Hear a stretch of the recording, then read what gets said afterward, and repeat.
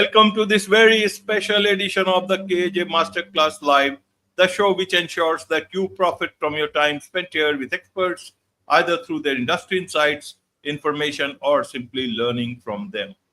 And today we have with us Dr. Matthew Metzgar. He is a professor, author, and expert in AI for education. And we learn about his 5-step framework that empowers educators to teach smarter, not harder. Welcome to the show, Dr. Matt. Thank you, AJ. Pleasure to be here. You are welcome. Welcome to the show, Dr. Matt. Welcome to India in this online form. And I'm sure not just in India, but a lot of people across the globe will benefit. A lot of teachers across the globe will benefit from what we are going to talk right now. We'll talk about how one can teach smarter, not harder. We'll talk about all this. But before that, let's talk a bit about your background, your journey, your story, so that people know who they are listening to.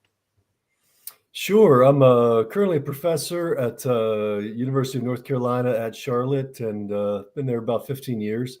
And before that, I worked in private sector for a bit, and did some different things, consulting and so on and so forth. And so my PhD is in economics from the University of Tennessee. Absolutely. Absolutely. So, Dr. Mott, how I want to understand, you talked about AI in education. A lot of people are still trying to understand use of artificial intelligence in education. When ChatGPT came in, a lot of places did not allow for this. I don't know the present situation. Maybe some places have allowed, some places have not. But by and large, I guess educators are still discussing how to take this forward. What is your sense of, utilizing AI in education by teachers itself? Help us understand from that backdrop. How should a common person understand whether that is good, that is bad, or where one should wait a bit more to understand what its implications will be on, especially on children's mind, because that will come through also through teachers if teachers are doing it. I mean, it's been such a rapid change. And I think, like you said, a lot of people aren't sure even what's happening. But the rate at which it's being adopted by students is so fast that it's changed everything the way students are doing, and it's forcing teachers to change everything the way that they're doing. It's already in the high schools. Most of my college students use it, and when those tools come out, they use it immediately. And so, last year, all of a sudden, tests I would give that previously would have a normal average, the average would skyrocket. And I'm like, well, what's going on? It'd been the same for 7 years. And all of a sudden, within 3 months, the score's going up, and the time to complete it's going down. And so ChatGPT is really just demolished most of these normal assessments. If you give any sort of online test or opportunity for students to use AI, regular tests, multiple choice, it can do all that. And so it's fundamentally changing so many things.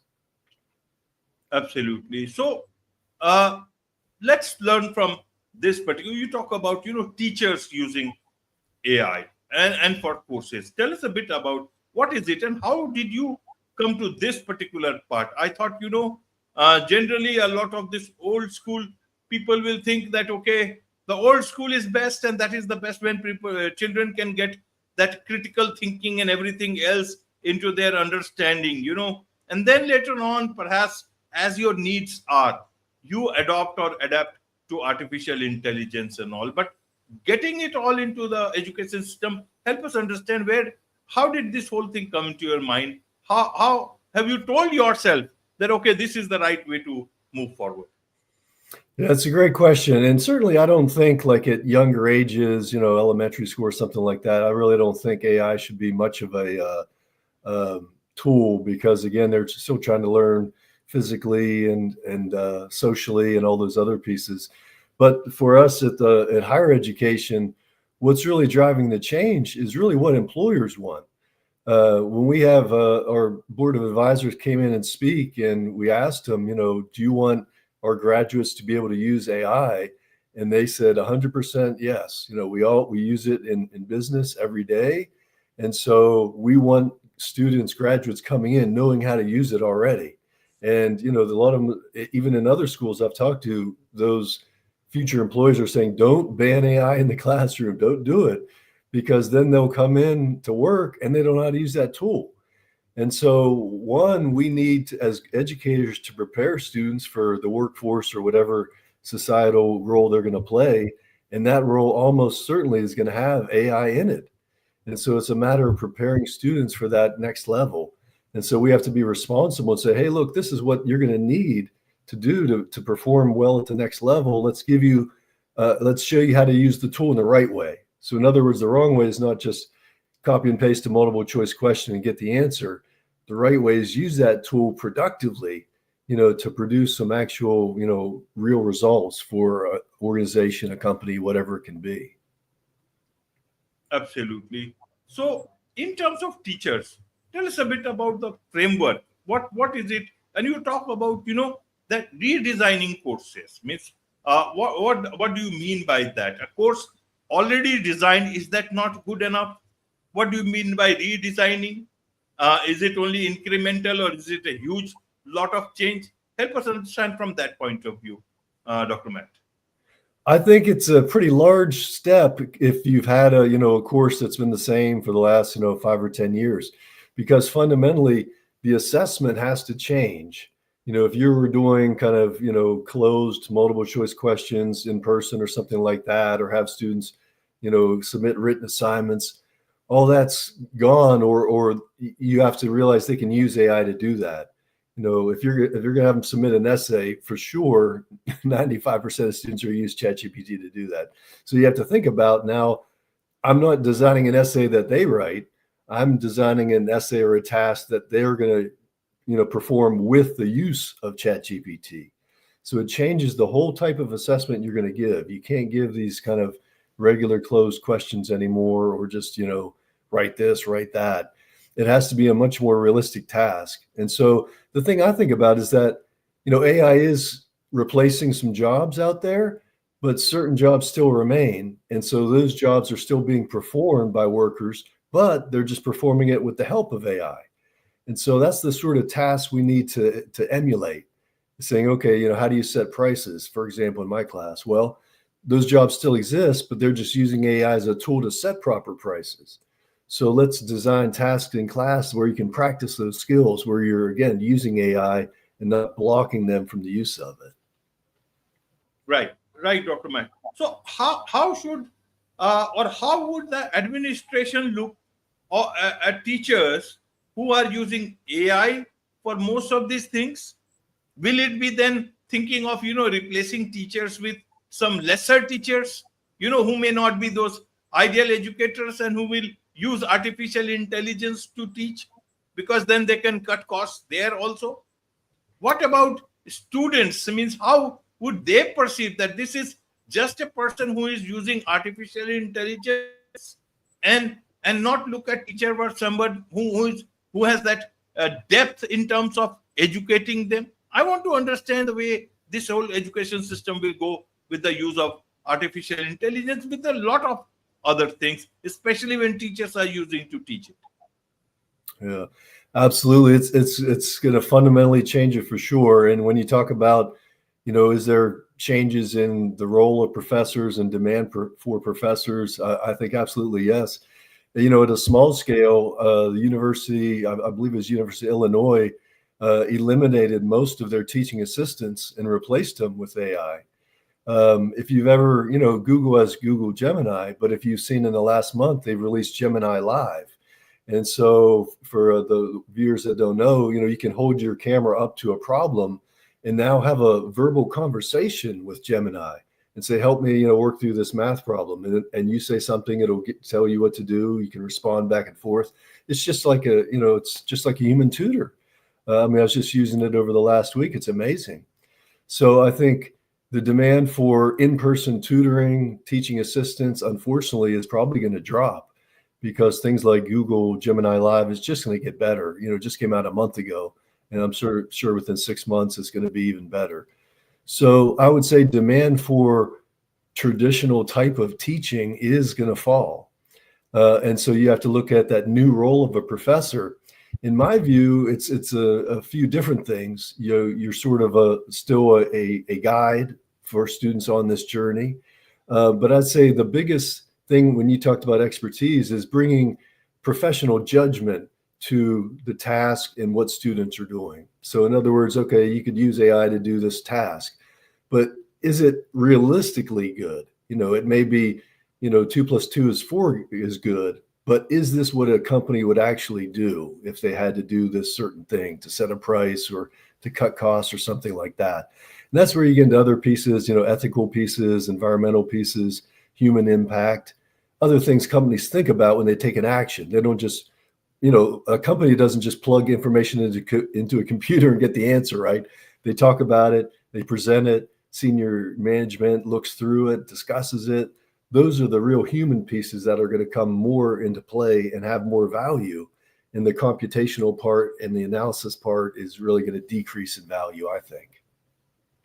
Absolutely. Now let's come to this course itself. When you talk about that, one can transform their course in 24 hours. I'll come to the book separately. In terms of, are these the in-house tools that you people have developed, or is it the external tools you are talking about? Means that one can redesign their courses. Oh yeah, any external tools, any ChatGPT, Gemini, Perplexity, whatever tool they want to use.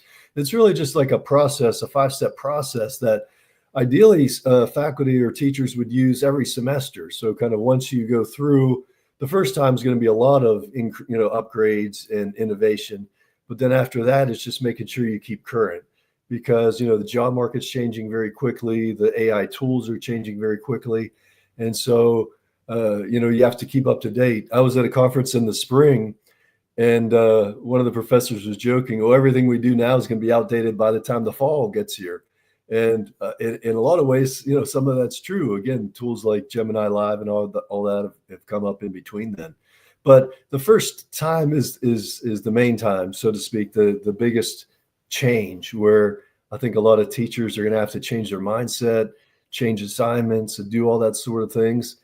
And from speaking with different professors, there's that hesitation, like, well, I've done it the same the last 20 years. I don't want to change. Well, then you're going to get left behind, because things have already changed. It's too late. And so I'm trying to set up a easier, simpler framework where you can get a big change done quickly, and then get your teaching up to speed, and you're giving students current information and good tasks that'll get them ready for the workforce. Absolutely. So, is it a easy thing or a difficult thing that for students, especially when they are, in their formative years, trying to learn, and by the time they come to something, that thing is obsolete. So, do they have to learn all, and every, after a certain age, all students will learn the same thing in real time, so that it does not become obsolete? How does it all look to be changing? As you said, things are becoming obsolete very fast in terms of education. Earlier you used to learn ABCD, all those alphabets, then you used to learn sentences, words, everything, and then you used to go out in the world and use it. There was still that lag effect, something that could give you that time. Do students have that luxury in today's time, or everything has to be, real time, or you will be left behind? Yeah, I mean, unfortunately, I don't. I believe it's the second of what you said. I mean, it's a great question. Again, some of those, early grades in school where you're learning some of those basic skills and all that is still going to be there. But I think it's going to become more about, once a student gets a bit older, what do they want to do, and what is out there in terms of opportunities for them to do that.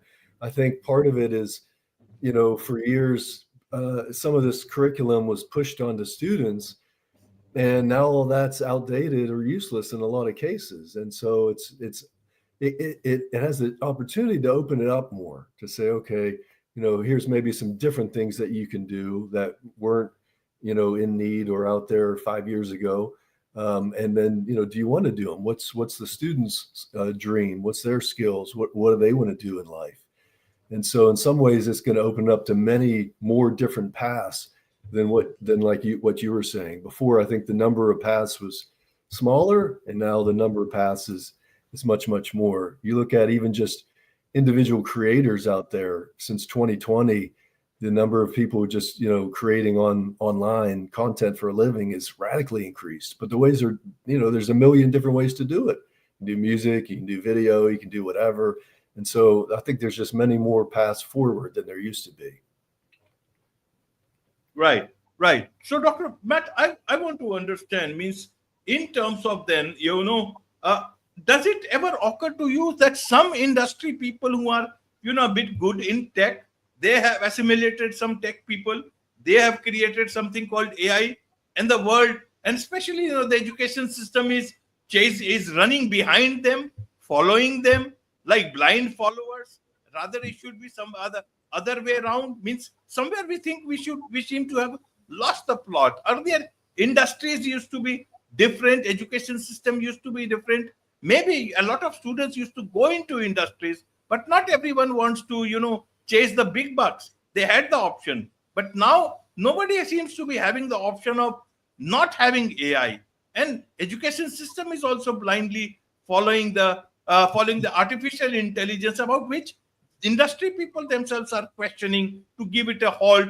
All Elon Musk and so many people have told, even Gregory Hinton and all those people, godfather of AI. All I want to understand then, should there be, this cord should be cut off, because the critical thinking part is going to get lost. And if children lose all these things, then there is no hope for future. In terms of, we will just be robots in another form, only subservient to the wishes of some of these industry people. Great question. I love it.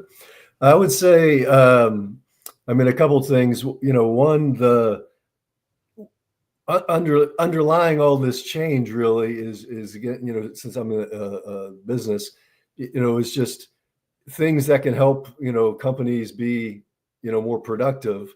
Those are the things. That's why AI is being in demand. It's not like it's just someone's idea. It has a functional use. If you look at research studies, when workers use AI in the workplace, they are more productive than workers who aren't. And so that's driving that. But beyond that, I think there's other great points you brought up about does everyone have to use AI and things like that. I think there is there can be some hesitation that there's so much money behind this and so many companies. You mentioned Elon Musk, OpenAI is tied in with Microsoft, that there's definitely a lot of push to this right now. I think there's probably it's a bit like the early internet, where it's the wild west, and there's a lot of companies out there promising different things, and a lot of that maybe isn't true. And so it may take a few years to kind of shake out and see what's real and what's not, and what are tools that are actually helping people, and what are tools just that people get lost into and aren't really, producing any value for. But ultimately, I just say that the standard should still be, if it's valuable for you as an individual or as a company to use it, you should. If it's not, then, you can feel free not to. But again, the trends are going towards it being a very productive tool. And so I feel like that's, just based off past history, that's kind of where we'll end up. Absolutely. Let me try it this way, Dr. Matt. One is that, you talked about Gemini Live. Now it can solve. You put a math problem in front of it, it will try and solve it for you or explain the process. But that is somebody who is interested in maths. What about social sciences? What about humanities and all these people and critical thinking? They have their different sets of questions. Who will they put out that paper to artificial intelligence and ask for their answers? These are the answers. You let your mind look at the world, your understanding of things. You go and discuss it with respected educators, professors like you. Then you develop that thinking, gain more knowledge. Will you hold that, humanity will hold that piece of paper about critical thinking to artificial intelligence? Then the artificial intelligence will tell you what your thinking will be all about. and you will continue to think, okay, this is the concrete thinking because it has got wisdom of millions and millions of thinkers, who are dead and alive, and then you will not let your own mind think, because others will also think the same way AI has been teaching them. It looks we are in terms of, again, uh, critical thinking, open thinking, some thinking that can take us beyond the thinking of a few set of oligarchs or industrialists. Hmm. We have humanity cannot, the future of humanity does not have to get carved out of Silicon Valley. Rather, humanity will have to chart its own course, and it can be from everywhere, everywhere in the world, any corner of the world. I want to understand it a bit more better from professors like you, Dr. Matt. Excellent question. Excellent. And these are the type of questions people have to be asking. It's so important, these issues that you're bringing up. One, I would say initially, if you look at the studies that have done so far, they're mostly showing that when students use AI properly, it's actually boosting their critical thinking. Because in the same way that, like, if a student's interacting with me about economics, and I know a lot about that subject, if they're interacting with someone who knows more than them, right, hopefully I can help them understand, right, and boost them up. And so in the same way, if they're working with AI about, say, math or something like that, and AI knows more about math than them, it can teach them that and boost them up.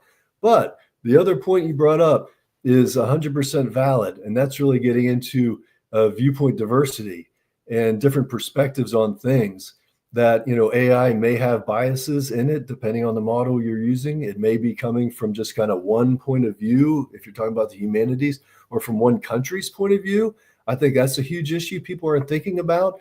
A lot of the AI activity has been in North America as far as the data center development. And so do we end up with more of a Western mindset coming from AI models instead of global, like you're talking about with other countries? So I think that's where that final piece of the professor, of the teacher, has to come in, that judgment piece that say, okay, I understand the model says this, and this model says X, this model says Y. Now let's talk about it, as people. Let's put it all together and make sure it's real, it's ethical, it takes in other concerns, environmental, whatever it is. And let's have different viewpoints on this. So to me, that's one of the biggest problems is when you get into muddy issues, whether it's for a company or for society, you need different viewpoints to drive forward and get good solutions. And if AI ends up, if the models are all funneling one way, that's not good.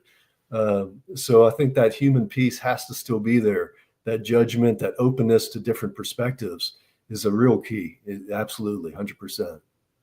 Right. So as educators, how do you reconcile with this whole two things? One is the academic integrity, as well as the use of AI in your you know a, in terms of your content for students. Means, because you are doing a job, you should just forget about everything, get your job done, and go back home. You know, uh, have those confessions, tell you have done something wrong or right, and then again, because you have to earn your bread and butter, or if you have a bigger conscience, then leave it out.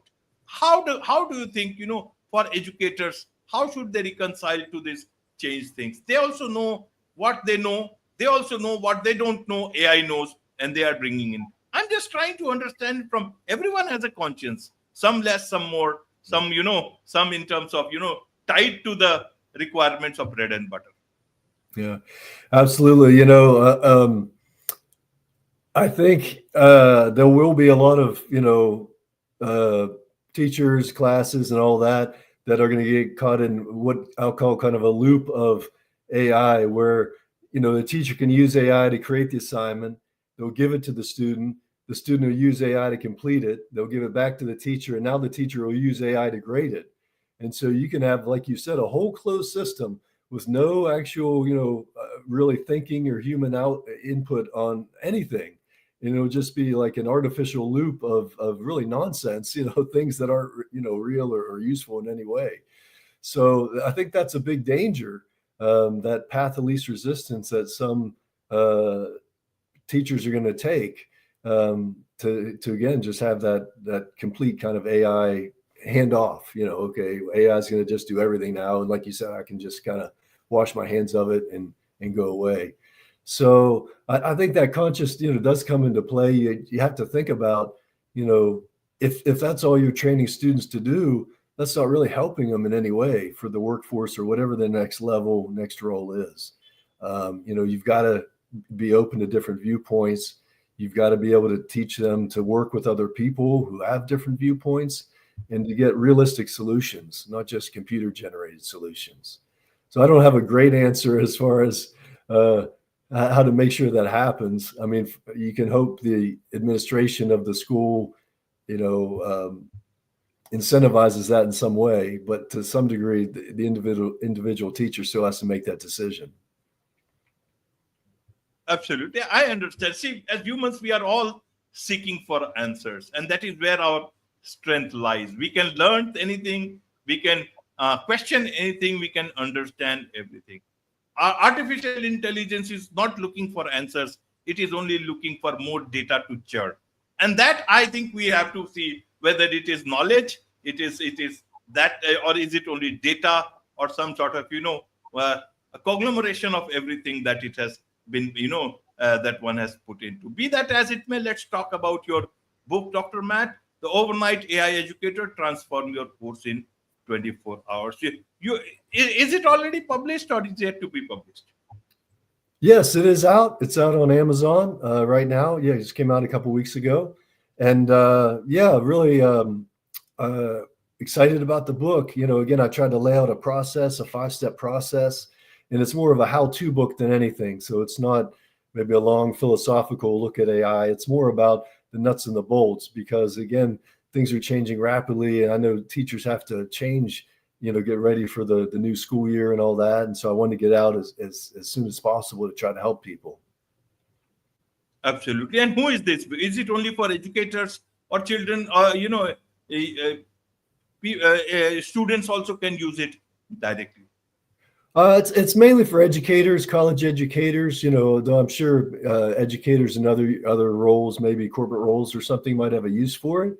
But it's for someone, setting up classes, education in some way. Absolutely. There's much to learn about all this from you, Dr. Matt, and I'm sure a lot of people would want to connect with you. A lot of parents would want to connect with you and learn about how the world is changing, especially with in terms of use of AI in education, and also learn from your book. What's the best way for them to do so, Dr. Matt? Yeah, my website, overnight.education, has some resources there and information about the book. And they could always email me through that website. And again, I'd be happy to talk with anyone or parents and all that. It's a new age for sure. And so I'm a parent myself, and so I have a lot of the same concerns as other people. And so it's something we need a lot of discussion on, like we're having here. And again, your questions were great. Those are the type of questions everyone needs to be asking, and we need to be thinking about. It's a lot of other issues it's created.